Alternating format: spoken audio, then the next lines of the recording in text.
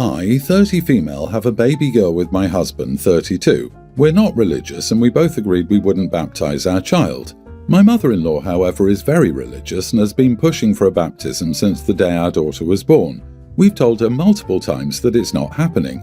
Last weekend, my mother-in-law offered to babysit so we could have a date night. She's watched our daughter a few times before with no issues, so I didn't think much of it. We were out for about 2 hours when I got a weird feeling and decided to check the baby monitor app on my phone. It connects to a camera in the nursery, but the crib was empty when I pulled it up. I immediately called my mother-in-law and she didn't pick up. I called again. No answer. At this point, I was panicking. My husband and I rushed to her house, but she wasn't there either. After about 20 minutes, she finally called me back and casually told me she'd taken my baby to church for a quick blessing. I lost it. I told her she had no right to take my child anywhere without telling me, especially not to a church for something we explicitly said no to. She tried to justify it, saying she was saving our daughter's soul and that we'd thank her one day. I told her she would never be babysitting again. She freaked out, saying I was being unfair and overreacting. My husband backed me up, but now the whole family is against us. They're saying I'm being cruel for banning a grandmother from babysitting over just a blessing. Some even said I should be grateful that she cares so much. I don't care. I feel completely violated. But now I'm wondering, am I overreacting? Am I the idiot? Not the idiot. Why didn't she tell you if she was so confident in what she was doing? Because she knew it was wrong. Actions meet consequences. If she were a real Christian, she'd accept the consequence of being banned from babysitting your daughter because her concern would truly be for your daughter's soul, not her desire. This is all about control, selfishness, and having her way. Agreed. That she didn't even tell her and ignored her calls proves she knew she was doing something wrong. OP is not overreacting. She's protecting her child. Imagine what else she might try to do to save her grandchild. Also, I'd be calling that church to inform them that your child was baptized without your knowledge or consent. Yeah, the blessing BS is just that, OP. Your child got baptized. I would also talk to the priest. They aren't supposed to do this against a parent's permission. It might get her in trouble. I think even God would have a problem with this. Ask all the flying monkeys if it will be okay if the mom cuts the child's hair without your permission, gets her ears pierced, takes her to visit relatives or visit places of whom you don't approve. Where is the line in letting her care so much? You are the parents. She's never alone with your children again, no matter how inconvenient. Not without true remorse and telling whoever she's crying to that she was in the wrong, clearing your names. The mother-in-law needs to get a grip before she gets smacked down really hard. My husband, 26, and I, 25 female, have been together for 5 years. We had our daughter pretty early on, she's a kindergartner now, and yeah, she wasn't planned, but we were happy and I have no regrets at all. His family, not so much. They've always been kind of cold towards me, and honestly, I've noticed that they don't treat our daughter like the other grandkids. Last weekend, we were at his mom's house for a late dinner, and she and my father-in-law were talking about my husband as a teenager. My mother-in-law then joked in front of my daughter, saying he used to be so carefree and go with the flow before he had to settle down so fast. Then she added, I bet he wished he had more time before jumping into the dad life with an oopsie baby. I was angry. We ended up leaving soon after that since it was getting late anyway, and that night as I tucked my daughter into bed, she asked me what an oopsie baby was. I felt heartbroken for her and explained that sometimes people have kids by accident, but that doesn't make her any less special. After I put her to bed, I ranted to my husband, saying I don't want his mother around our daughter if she's going to be saying stuff like that. The last thing I want is for my baby girl to be questioning whether or not she's wanted. I said I didn't want his family at her birthday party next month and wouldn't send them an invite until they apologised for making things awkward. My husband says I'm overreacting to a small comment and that I need to relax and not make this a thing. He argued, saying I shouldn't overreact to a comment she made when she was tired. He told me I'm not allowed to uninvite his family, especially over this. Am I overreacting? Should I suck it up and let them come to the party and risk my daughter hearing more harmful things? I honestly really feel upset, but I feel like I'm the only person who's mad, so I don't know what to do. Am I the idiot? Not the idiot. If this isn't the first comment they've made, they will continue to make more if you let this slide. Do you want to spend the next few years of your life trying to explain to your daughter and diffuse a situation they've caused? At some point, she'll be old enough to understand, and then what's your husband going to do? Tell his daughter not to be so sensitive? This needs to stop now before it gets worse. I was an oopsie baby born 5 years after my brother and sister, who are twins. I overheard something when I was about 10 years old enough to understand what an oopsie baby was. It's remained with me for decades, and I'm in my 60s now. OP, please protect your child from your mother-in-law's horrible comments. If it takes complete no contact, that's what it should be. Your husband is probably so used to just letting his mother be and not arguing with her that he doesn't see any problem with what she says, no matter what it is. Please also consider family therapy. My brother and I were both mistakes. When she found out she was pregnant with him, they got married. She was 6 weeks postpartum when she got pregnant with me. My dad left not long after. I learned about all this in middle school and heard my mom and a friend discussing it. She didn't phrase it as such, but I perceived it as my brother being the reason they got married and I'm the reason they got divorced. He's always been very much the favoured one, so it made total sense to me at the time, and frankly, 40 plus years later it still does. Valid or not, an impressionable child, especially one as young as OP's, will come up with whatever narrative makes sense to them, and it's usually not a favourable one. My heart goes out to you. I'm sorry you didn't get better parents. Make him understand how serious this is. Tell him that this behaviour is abhorrent and you will not allow you and your child to be treated like this any longer. Tell him that his essentially choosing their side instead of standing up for and protecting his family unity, you and your child, is unacceptable and a deal breaker. Make it clear that if he isn't willing to change, this will end your relationship and you will seek a divorce. You and your child deserve better. If they divorce, he will have their daughter around his family when he has his half of custody. He would likely move in with them and she would spend half of her days around grandma, who makes comments about her being an oopsie. The problem isn't their reference to an oopsie baby, it's the fact that they're basically saying your daughter ruined their son's life. What you do in that case is start collecting evidence of the awful behaviour and get a good lawyer. It's possible to reach a favourable custody agreement that disallows a child from being allowed around people like this. If this is not addressed now, she will have self-esteem issues. Protect your baby girl. Happy birthday to her. I, 29 male, have been with my wife, 28, for 8 years, and meals are just about the only place of contention in our marriage, but I'm scared she's going to kill someone one day. Background, we split the cooking in our house 50-50, but when she cooks I have to watch her like a hawk. She undercooks just about everything, especially meat, and no matter how many times I try to correct her politely, she claims I'm being picky. For example, whenever she makes rice, I just can't convince her it's 1 part rice to 2 parts water. She always says, "Are you sure? That seems like a lot of water." Or, "Maybe that's how you like it, but I don't want it so mushy." The package and Google won't convince her either, and I just swallow my pride and eat the crunchy rice every time. It's like that with everything. Pasta, veggies, bread, meat. The thing is, I wouldn't care so much if it was just me, but she always wants to cook for our friends. She really prides herself on her cooking and wants to make everything herself. I just trail behind her, trying to make sure it's all edible, but a few dishes usually end up drastically oversalted or undercooked. Our friends will politely eat, but I've noticed they've been coming to fewer and fewer invitations for dinner. Things all came to a head the other night when she put some kitchen in the oven as I hopped in the shower. When I came out, she'd pulled the chicken out and said dinner was ready.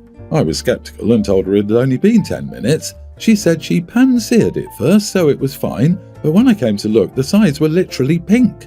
I snapped a little and told her she was going to kill someone one day for serving them raw meat. "Can't you see that it's pink? That's food safety number 1.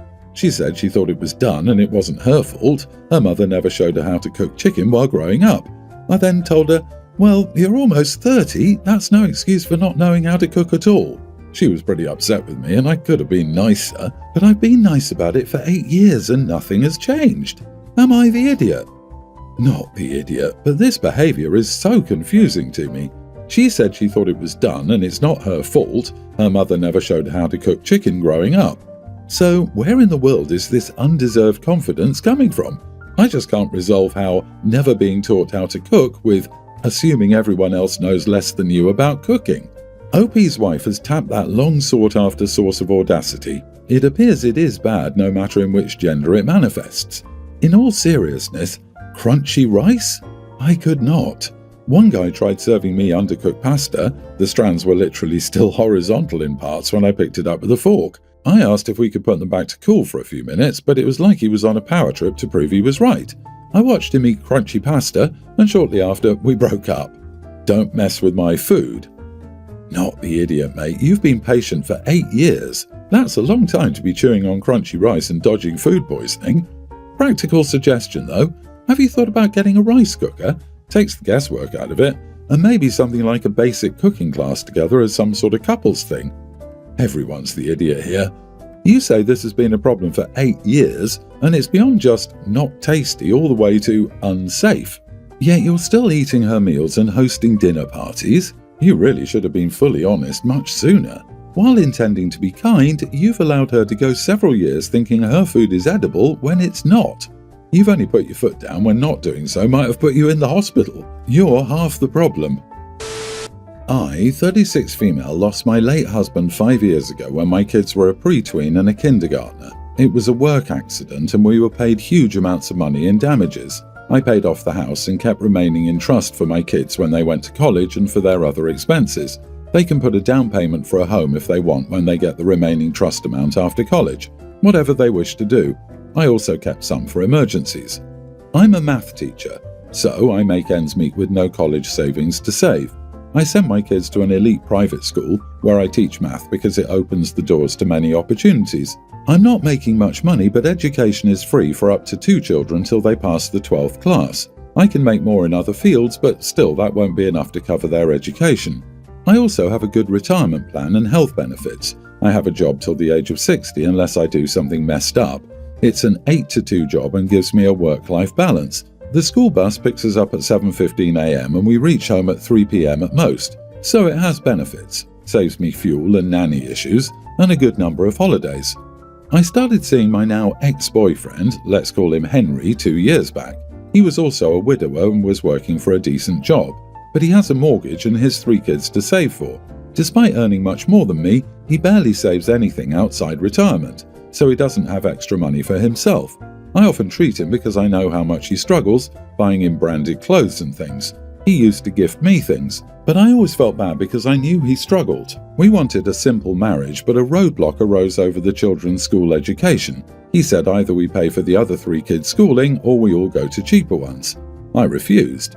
I told him everything from gifts to other things would be the same for kids, but there will be no compromise on education. I'm doing this job only for my kids. My kids had to lose their father for this. It led to huge fights over the month, and finally I broke up with him last week. My children's education is free, but we can't afford fees for 3 more children, a maximum of 1 at most. We're both devastated. He's begging me to take him back, but I don't see the solution. My kids have their friends there, and if I change their school, it will damage my relationship with them. They're used to the school's facilities and their friends there. Henry calls me every day and makes me emotional. My parents say the children won't forgive me if I do that. I told Henry we could wait for another decade so both of our kids could go to college, they're all of the same age group. He said he can't wait forever and his kids need a mother.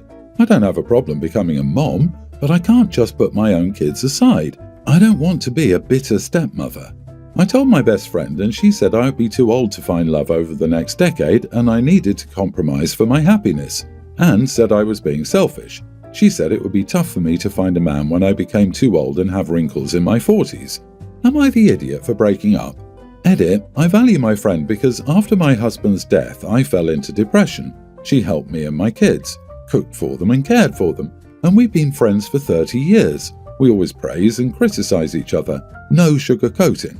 She was brought up with the old school views, but she isn't a bad person. She was raised in a patriarchal household. Not the idiot. So his kids need a mom. You realize that means he will expect you to do all the daily things on raising children. Do you really have the time and desire to do this? It's his children. I think you dodged a bullet, as he's looking at you as a financial and mother rescue. Focus on your children and don't worry about other men. When the right one comes along that matches your values and life priorities, you will know. Your friends act like you should be grateful that any man wants you. Really? Yeah, you do realize your best friend is an idiot. Ignore your best friend. Nobody is too old to find love, especially someone as young as you. You are putting your kids' well-being first, as you should. Henry's the selfish one. Despite earning way more than me, he barely saves anything for himself outside retirement.